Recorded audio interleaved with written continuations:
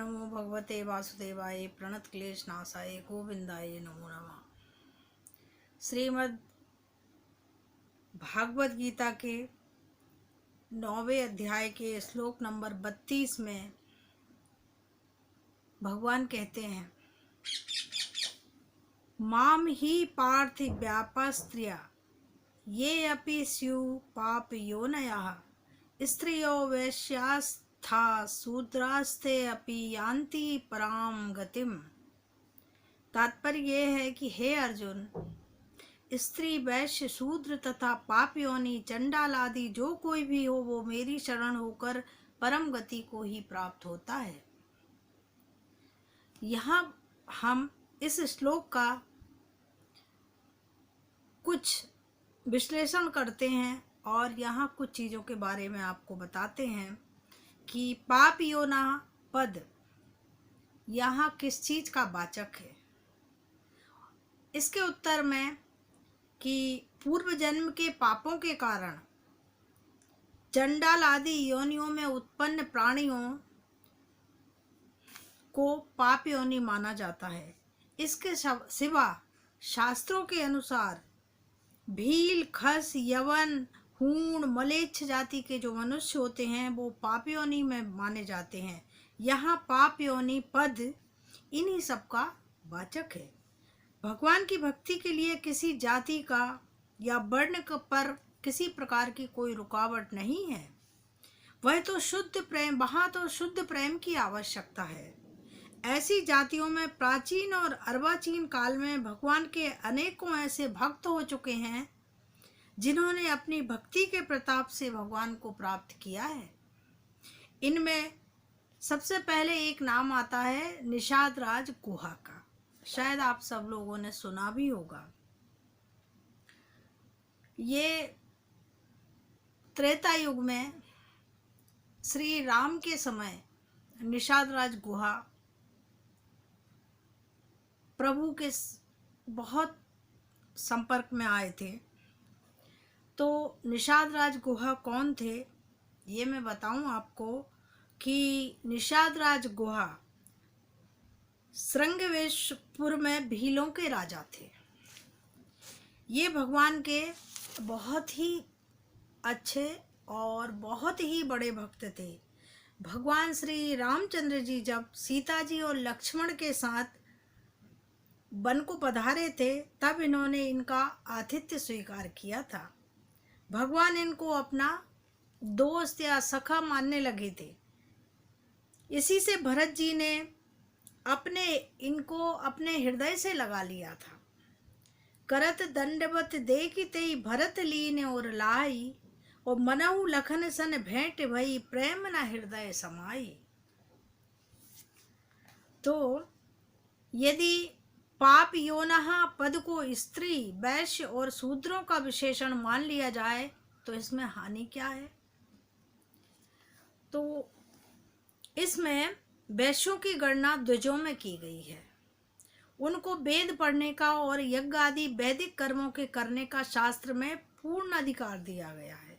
अतः द्विज होने के कारण वैश्यों को पाप योनि कहना नहीं बन सकता। इसके अतिरिक्त छंदोगोप उपनिषद में यहाँ जीवों की कर्मानुरूप गति का वर्णन है। इसमें यह स्पष्ट कहा है कि उन जीवों में जो इस लोक में रमणीय आचरण वाले अर्थात पुण्यात्मा होते हैं वे शीघ्र ही उत्तम योनि, ब्राह्मण योनि, क्षत्रिय योनि अथवा वैश्य योनि को प्राप्त करते हैं। और जो इस संसार में कपूए माने अधम आचरण वाले अर्थात पापकर्मी होते हैं वे अधम योनि अर्थात कुत्ते की, सूकर की या चांडाल की योनि को प्राप्त होते हैं। इससे यह सिद्ध होता है कि वैश्यों की गणना पाप योनि में नहीं की जा सकती है। अब रही स्त्रियों की बात, तो ब्राह्मण, क्षत्रिय और वैश्यों की स्त्रियों का अपने पतियों के साथ यज्ञ आदि वैदिक कर्मों में अधिकार माना गया है। इस कारण से उनको भी पाप योनि कहना नहीं बनता है।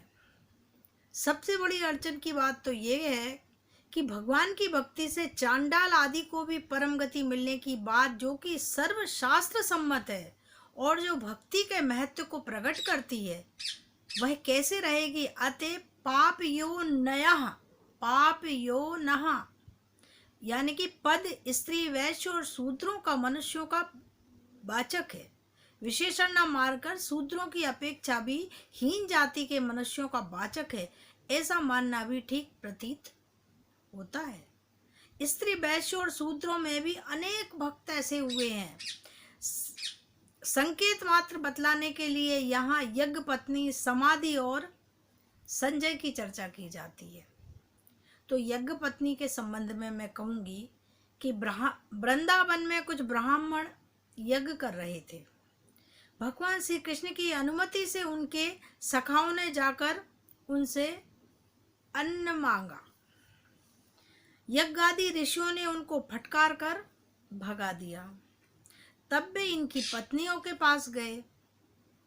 वे श्री कृष्ण का नाम सुनते ही खुश हो गईं, प्रसन्न हो गईं और भोजन सामग्री लेकर श्री कृष्ण के समीप गईं। एक ब्राह्मण ने अपनी पत्नी को नहीं जाने दिया, जबरदस्ती पकड़कर उसको बंद कर दिया। उसका प्रेम इतना उमड़ा कि वह भगवान के सुने हुए रूप का ध्यान करती हुई देह छोड़कर सबसे पहले श्री कृष्ण के पास पहुंच गई। ये भी भगवान को पाने का एक विचित्र तरीका था। अब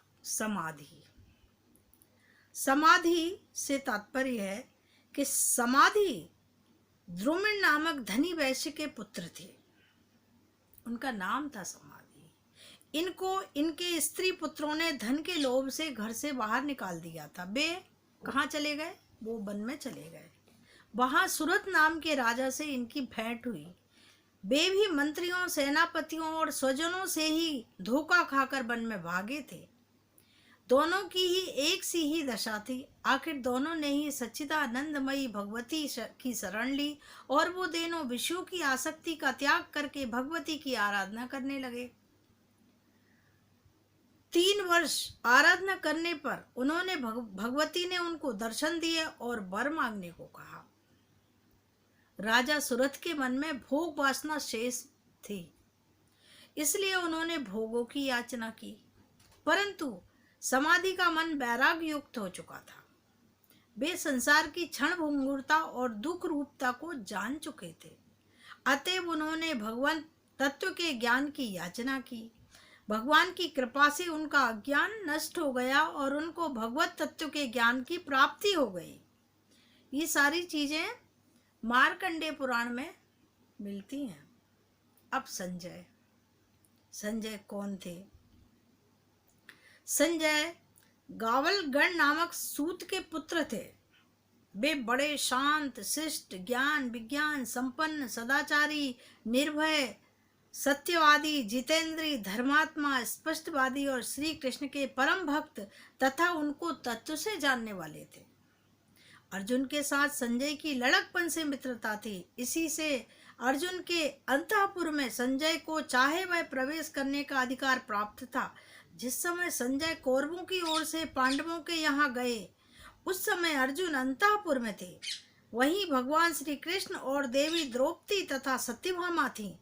संजय ने वापस लौटकर वहाँ बहुत सुंदर स्पष्ट वर्णन किया, जिसके प्रभाव से धृतराष्ट्र को युद्ध का सारा हाल सुनाया। महर्षि व्यास, संजय, विदुर और भीष्म आदि कुछ ही ऐसे महानुभाव थे जो भगवान कृष्ण के यथार्थ स्वरूप को पहचानते थे। धृतराष्ट्र के पूछने पर संजय ने कहा था, मैं स्त्री पुत्र आदि के मोह में पड़कर अविद्या का सेवन नहीं करता हूँ। मैं भगवान के अर्पण किए बिना व्यथा धर्म का आचरण नहीं करता। मैं शुद्ध भाव और भक्ति योग के द्वारा ही जनार्दन श्री कृष्ण के स्वरूप को यथार्थ जानता हूँ। भगवान का स्वरूप और पराक्रम बतलाते हुए संजय ने कहा, उदार हृदय वासुदेव के चक्र का मध्य भाग 5 हाथ विस्तार वाला है, परंतु भगवान के इच्छानुकूल वह चाहे कितना भी बड़ा हो सकता है। अतः तेज पुंज से प्रकाशित चक्र सबके सारा सार बल की थाह लेने के लिए ही बना है। वह कौरवों का संहार का और पांडवों का प्रियतम है। महाबलवान श्री कृष्ण ने लीला से ही भयानक राक्षस नरकासुर, शंभासुर, अभिमानी कंस, शिशुपाल का वध कर दिया था। परम ऐश्वर्यवान सुंदर श्रेष्ठ श्री कृष्ण मन के संकल्प से ही पृथ्वी, अंतरिक्ष और स्वर्ग को अपने वश में कर सकते थे। एक ओर सारा संसार, दूसरी ओर अकेले कृष्ण हो तो सारे रूप में वह उसमें सबसे ज्यादा ठहरेंगे। वे अपनी इच्छा मात्र से ही जगत को भस्म कर सकते हैं, परंतु उनके भस्म करने में सारा विश्व भी समर्थ नहीं है।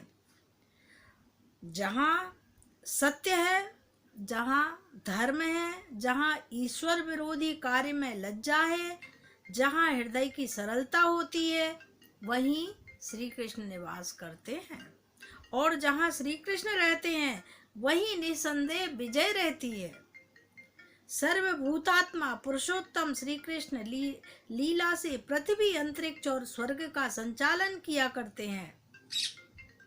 वे श्री कृष्ण सब लोगों को मोहित करते हुए से पांडवों का बहाना करके तुम्हारी अधर्मी मूर्ख पुत्रों को भस्म करना चाहते हैं। भगवान श्री कृष्ण अपने प्रभाव से काल चक्र, जगत चक्र और युग चक्र को सदा घुमाया करते हैं।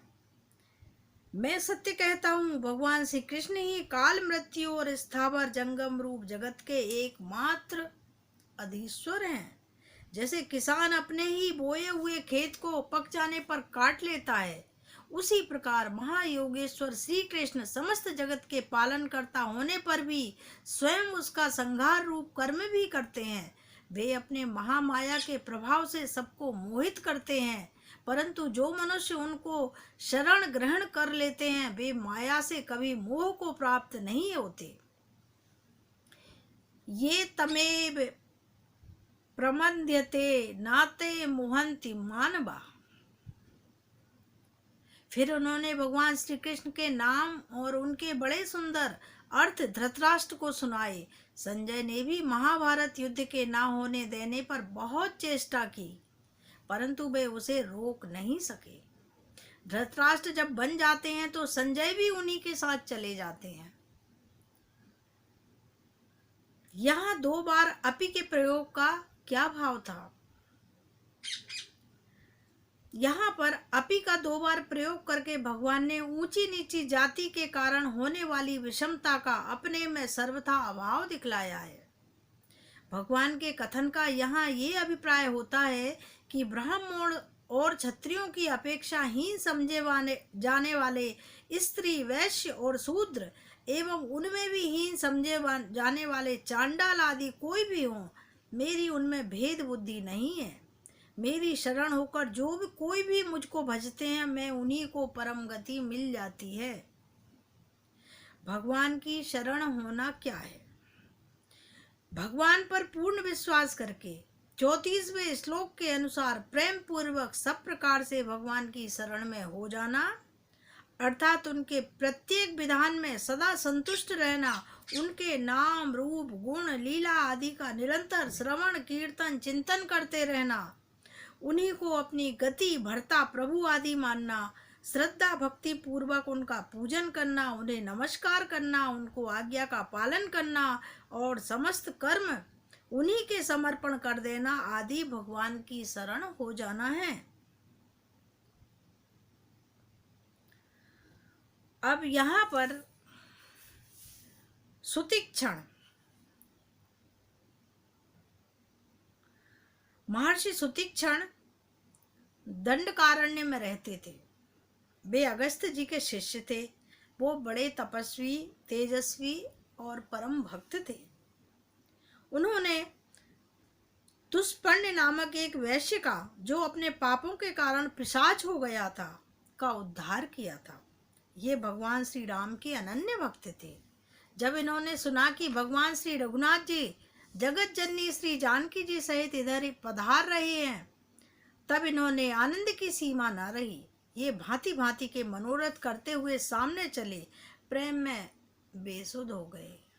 मैं कहता हूँ कहाँ जा रहा हूँ, कौन सी दिशा है, कौन सा रास्ता है, सब कुछ भूल गए। कभी पीछे मुड़कर, फिर कभी आगे देखकर, मतलब किसी भी तरीके से प्रभु के गुणगान कर कर के वो नाच नाच कर चलने लगे। भगवान श्री रघुनाथ जी पेड़ की आड़ में छिपकर अपने भक्त की प्रेम उन्माद दशा को देख रहे थे। मुनि का अत्यंत प्रेम देखकर भवभयहारी भगवान मुनि के हृदय में प्रकट हो गए। हृदय में भगवान के दर्शन पाकर सुतीक्षण जी रास्ते के बीच में ही अचल होकर बैठ गए। हर्ष के मारे उनका शरीर पुलकित हो गया। तब रघुनाथ जी उनके पास जाकर उनकी प्रेम दशा देखकर बहुत ही प्रसन्न हुए। श्री रघुनाथ जी मुनि को बहुत प्रकार से जगाया, परंतु मुनि नहीं जागे। उन्हें प्रभु के ध्यान का सुख प्राप्त हो रहा था।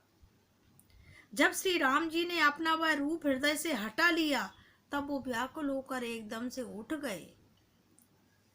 आंखें खोली तो उन्होंने अपने सामने सीता जी, लक्ष्मण सहित श्याम सुंदर सुखदाम श्री रामचंद्र जी को देखा। तपस्या का फल प्राप्त हो गया और वो धन्य हो गए। ये चीज आई है रामचरितमानस के अरण्य कांड में। अम्बरीश, राज ऋषि अम्बरीश वैश्वस्त मनु के पौत्र महाराज नाभाग के प्रतापी पुत्र थे। ये चक्रवर्ती सम्राट थे, परंतु वे इस बात को जानते थे कि यह सारा ऐश्वर्य स्वप्न में देखे हुए पदार्थों की भांति असत है। इसलिए उन्होंने अपना सारा जीवन परमात्मा के चरणों में अर्पण कर दिया था। उनकी समस्त इंद्रियां मन सहित सदा सर्वदा भगवान की सेवा में ही लगी रहती थी। एक समय राजा ने रानी समेत श्री कृष्ण जी की प्रीति के लिए 1 वर्ष की एकादशियों के व्रत का नियम बना लिया। अंतिम एकादशी के दूसरे दिन विधिवत भगवान की पूजा की। राजा पारण धरण ही करना चाहते थे। ऋषि दुर्वासा अपने शिष्यों सहित पधारे। राजा ने सब प्रकार से दुर्वासा जी का सत्कार कर उनसे भोजन करने के लिए प्रार्थना की। ऋषि ने भोजन करना स्वीकार किया और वे मध्याह्न तक नित्य कर्म करने के लिए यमुना जी के तट पर चले गए। द्वादशी केवल एक ही घड़ी बाकी थी। द्वादशी में पारण न लगे से व्रत है ना जो भंग हो जाता है। राजा ने ब्राह्मणों से व्यवस्था लेकर श्री हरि के चरणोदय से पारण कर लिया और भोजन कराने के लिए दुर्वासा जी की बाट देखने लगे। दुर्वासा जी अपनी नित्य क्रियाओं से निवृत्त होकर राज मंदिर में लौटे और अपने तपोबल से राजा के पारण कर लेने की बात जानकर अत्यंत क्रोध से त्योरी चढ़ाकर अपराधी की तरह हाथ जोड़े सामने खड़े हुए राजा से कहने लगे, अहो, इस धन मद से अंध अधम राजा की धृष्टता और धर्म के निरादर को तो देखो। अब वह विष्णु का भक्त नहीं है, यह तो अपने को ही ईश्वर मानता है। मुझे अतिथि को निमंत्रण देकर इसने मुझे भोजन कराए बिना स्वयं भोजन कर लिया। इसे कभी इसका फल चखाता हूँ। यूं कहकर दुर्वासा ऋषि ने मस्तक से एक जटा उखाड़कर जोर से उसे पृथ्वी पर पटका, जिससे तत्काल कालाग्नि के समान कृत्या नामक एक भयानक राक्षस प्रकट हो गया और वो अपने चरणों की चोट से पृथ्वी को कपाती हुई तलवार हाथ में लिए राजा की ओर झपटा। परंतु भगवान पर दृढ़ भरोसा रखने वाले अम्बरीश ज्यों के त्यों खड़े रहे। वे ना पीछे हटे और न उन्हें किसी प्रकार का डर ही लगा। जो समस्त संसार में परमात्मा को व्यापक समझता है, वह किससे डरे और क्यों डरे। कृत्या अम्बरीश तक पहुंच ही नहीं पाई थी कि भगवान के सुदर्शन चक्र ने कृत्या को उसी क्षण ऐसे भस्म कर दिया जैसे प्रचंड दावानल कुपित सर्प को भस्म कर डालता है। जब सुदर्शन ऋषि दुर्वासा की खबर लेने के लिए उनके पीछे चला, दुर्वासा बड़े घबराए और प्राण लेकर भागने लगे, परंतु कहीं भी उन्हें ठौर ठिकाना नहीं मिला। किसी ने उन्हें आश्रय और अभयदान नहीं दिया। अंत में बेचारे बैकुंठ में गए और भगवान श्री कृष्ण के चरण पकड़कर गिड़गिड़ाते हुए बोले, हे प्रभु, मैंने आपके प्रभाव को न जानकर आपके भक्त का अपमान किया है, मुझे इस अपराध से छुड़ाइए। आपके नाम कीर्तन मात्र से ही नरक के जीव भी नरक के कष्टों से छूट जाते हैं, अतः मेरा अपराध क्षमा कर दीजिए। भगवान ने कहा, हे ब्राह्मण, मैं भक्त के अधीन हूँ, स्वतंत्र नहीं हूँ। मुझे भक्तजन बड़े प्रिय हैं, मेरे हृदय पर उनका पूर्ण अधिकार है। जिन्होंने मुझको ही अपनी परम गति माना है, उन अपने परम भक्त सत्पुरुषों के सामने में अपने आत्मा और संपूर्ण श्री या अपनी लक्ष्मी को भी, परिवार, धन, प्राण, श्लोक और परलोक सबको त्याग कर केवल मेरा ही आश्रय लिए रहता है, उन्हें मैं कैसे छोड़ सकता हूँ। जैसे पतिव्रता स्त्री अपने शुद्ध प्रेम से श्रेष्ठ पति को बस में कर लेती है, उसी प्रकार मुझ में चित्त लगाने वाले सर्वत्र समदर्शी भक्तजन भी अपनी शुद्ध भक्ति से मुझे अपने बस में कर लेते हैं। काल पाकर नष्ट होने वाले स्वर्ग आदि लोकों की भी गिनती ही क्या है। मेरी सेवा करने पर उन्हें जो 4 प्रकार की सालोक्य, सामीप्य, सारूप्य और सायुज्य मुक्ति मिलती है, उसे वे ही ग्रहण नहीं करते। मेरे प्रेम के सामने वे सबको तुच्छ समझते हैं। भगत के बस में है भगवान, भगत के बस में है भगवान। अंत में भगवान ने कहा, तुम्हें अपनी रक्षा करनी है तो हे ब्राह्मण, तुम्हारा कल्याण हो, तुम उसी महाभाग राजा अम्बरीश के समीप जाओ और उससे क्षमा मांगो, तभी तुमको शांति मिलेगी। भगवान की आज्ञा पाकर दुर्वासा जी लौट पड़े। इधर भक्त शिरोमणि अम्बरीश की विचित्र अवस्था थी, जिससे दुर्वासा जी के पीछे चक्र चल रहा था। तभी से राजऋषि अम्बरीश ऋषि के संताप से संताप हो रहे थे। अम्बरीश जी ने मन में सोचा, ब्राह्मण भूखे गए हैं और मेरे ही कारण उन्हें मृत्यु भय से त्रस्त होकर इतना दौड़ना पड़ रहा है। इस अवस्था में मुझे भोजन करने का क्या अधिकार है। यूं विचार कर राजा ने उसी क्षण से अन्न त्याग दिया था और वे केवल जल पीकर रहने लगे थे। दुर्वासा जी के लौट कर आने में पूरा 1 साल लग गया, परंतु अम्बरीश जी का व्रत नहीं टला। वो भूखे प्यासे 1 साल तक रहे। दुर्वासा जी के आते ही राजा के चरण पकड़ लिए।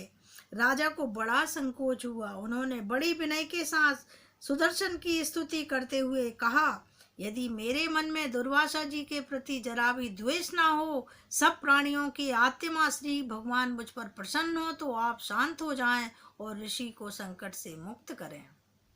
सुदर्शन शांत हो गया। दुर्वासा जी भयरूपी अग्नि में जल रहे थे। तब वे स्वस्थ हुए और उनके चेहरे पर हर्ष और कृतज्ञता के चिन्ह स्पष्ट रूप से प्रकट होकर दिखाई देने लगे। इस सुख रहित और क्षण भंगुर शरीर को पाकर तू मेरा ही भजन कर, इस कथन का भगवान ने क्या अभिप्राय दिया है।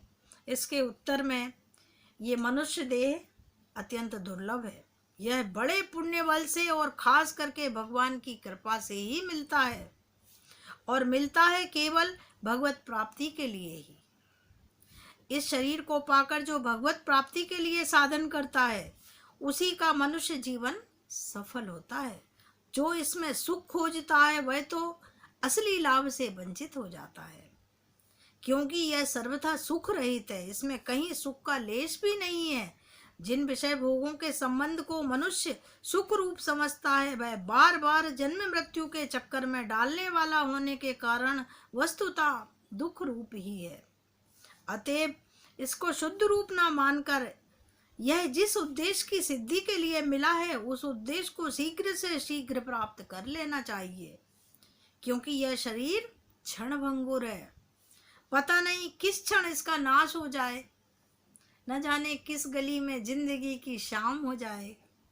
इसलिए सावधान हो जाना चाहिए। ना इसे सुख रूप समझकर विषयों में फंसाना चाहिए और ना इसे नित्य समझकर भजन में देरी ही करना चाहिए। कदाचित अपनी असावधानी से यह व्यर्थ ही नष्ट ना हो गया हो, तो फिर सिवा पछताने के और कुछ भी उपाय हाथ में नहीं रह जाता है। यदि इस मनुष्य जन्म में परमात्मा को जान लिया तो ठीक है, यदि इस जन्म में नहीं जाना तो बहुत बड़ी हानि है। इसलिए भगवान कहते हैं, ऐसे शरीर को पाकर नित्य निरंतर मेरा ही भजन करो, क्षण भर भी मुझे मत भूलो। तो भगवान के स्मरण से, भगवान को याद करने से, हर चीज उन्हें समर्पित करने से हमारे भगवान खुश होते हैं। भगवान साकार रूप में हमें नहीं मिल सकते। हम उनकी कितनी ही मूर्तियां बना लें, जो हमारी आंखों को भा जाए, अच्छी लग जाए, बस ये समझ लीजिए कि उसी में परमात्मा निवास करते हैं। भजन से भगवान की प्राप्ति शीघ्र होती है तथा भगवत प्राप्ति में ही मनुष्य जीवन के उद्देश्य की सफलता है। इस हेतु भगवान ने भजन करने के लिए कहा है। हम इस कलयुग में हर समय भगवान को लेकर नहीं बैठे रह सकते हैं, क्योंकि हमें कर्म भी करना है, हमें अपनी गृहस्थी भी चलाना है, हमें सारे सांसारिक कार्य भी करना है। इन सब कार्यों के साथ में हमें भगवान को कभी नहीं भूलना है। हम जो भी करते हैं हम उन्हें समर्पित करते हैं। हम अच्छा कर रहे हैं। कोई भी मनुष्य जानबूझकर कुछ गलत नहीं करता। जाने अनजाने में जो भी हमसे हो रहा है वो प्रभु को अर्पण है और हमारे प्रभु उसको स्वीकार करते हैं, अपना सखा, अपना प्रेमी समझकर क्षमादान देते हैं। इसलिए मैं मेरे श्रोताओं से निवेदन करूंगी कि जो भी काम करते हों,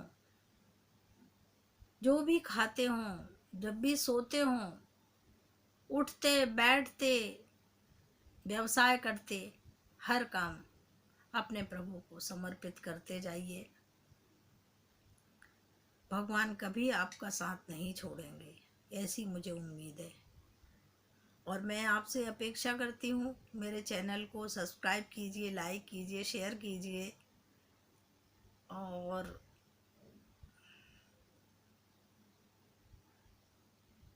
बेल भी बजाइए। मुझे बहुत अच्छा लगेगा। तो आज का ये श्लोक के साथ सादर जय श्री कृष्ण।